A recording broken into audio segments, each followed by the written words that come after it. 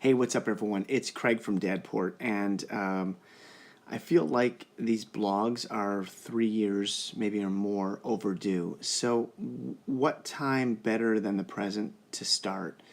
I have a microphone here that is not being used, but I just wanted to let you know what that was. So, I thank you for joining me or watching this. So I don't want to take too much time. I believe blogs should be short and to the point, and I'm going to do my best to do that. I'm going to try to do that my best to get them out as frequently as I can. It's tough because this blog should have came out 2 days ago, and the reason it didn't is because I'm a dad and managing being a dad, hands-on and always with my kids is tough. And then nap time is my time, so so you get it. But here's something you really want to understand. Noises in your house, particularly alarms. Do your kids know what a smoke alarm sounds like? Do they know what to do if they hear a smoke alarm? Do they know what the bell or tone on your toaster oven is, on your regular oven, on your microwave? Do they know what the alarm is if you have a burglar alarm and it accidentally goes off? Do they know what these sounds mean and how they should react? And that's what's key. So here's what happened to me. It was, I think, Friday morning. We're having a great day. Great morning. Everything's good. The kids ate breakfast. We're going to get ready for camp in just a few minutes. I needed to run downstairs into my garage, get some batteries, and a couple other things.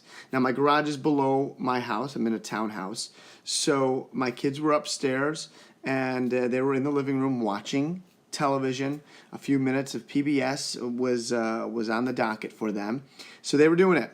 I don't believe in a lot of screen time, for those of you that know me, but every once in a while, I think it's okay. And it's summer, so we're enjoying it.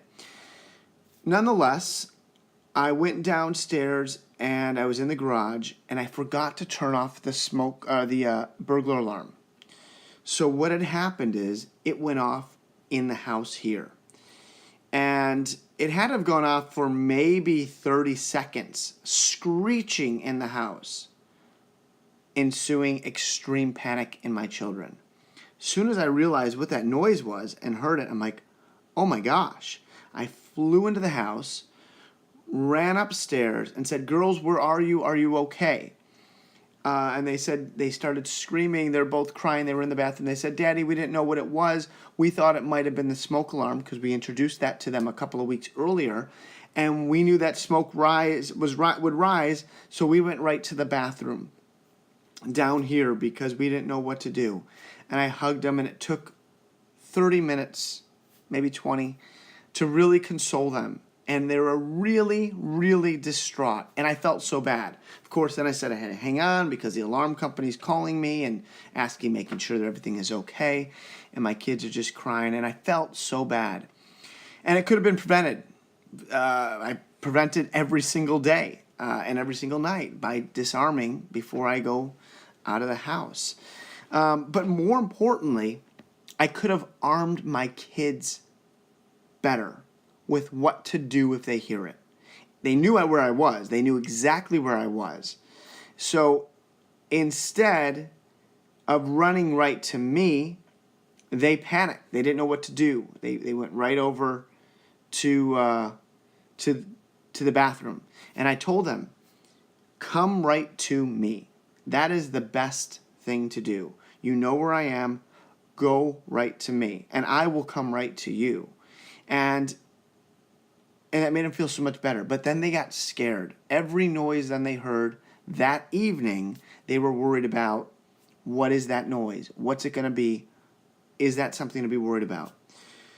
So I don't often believe that kids should sleep in your bed or in your bedrooms or anything like that on a regular basis. Occasionally, I think there's an exception. So my kids came in my room and slept on the floor.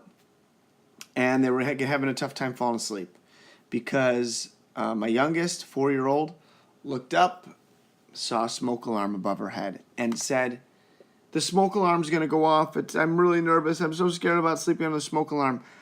I said, you have two options. You can go back to your bedroom and sleep in your own bedroom, or you can stay here. And she goes, but I'm so scared about the smoke alarm. I'm afraid it's going to go off, and I don't know what to do, and if there's going to be smoke in the house.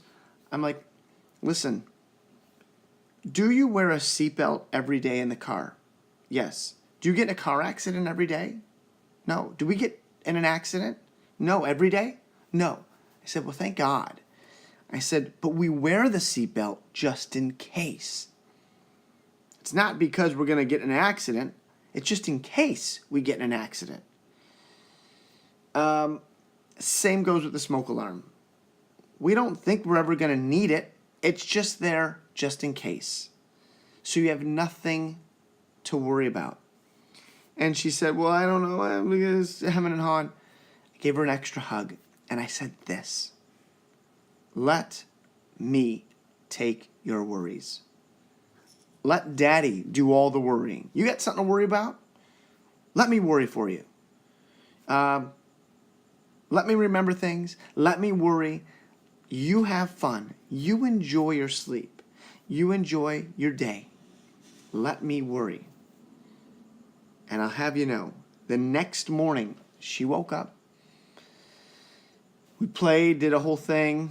A couple hours later after she's been up, she came up to me and said, Daddy, just so you know, I slept last night. And that smoke alarm didn't scare me at all. I didn't have to worry about it. And I'm like, oh my gosh. My 4.5-year-old got it. So I not only empowered my kids to know what to do with an alarm or any sound that they hear. And they're still a little freaked out. I armed the alarm tonight and they heard it go beep, beep, beep, beep. They're like, what's that? What's that? I'm like, I'm just turning it on. It's okay. These are the sounds that we make. But she got it. She understands that we're there as parents to take their worry. We're there to be the crutch to help them. And we're also there, like they are tonight, back to put them back in their room and teach them independence.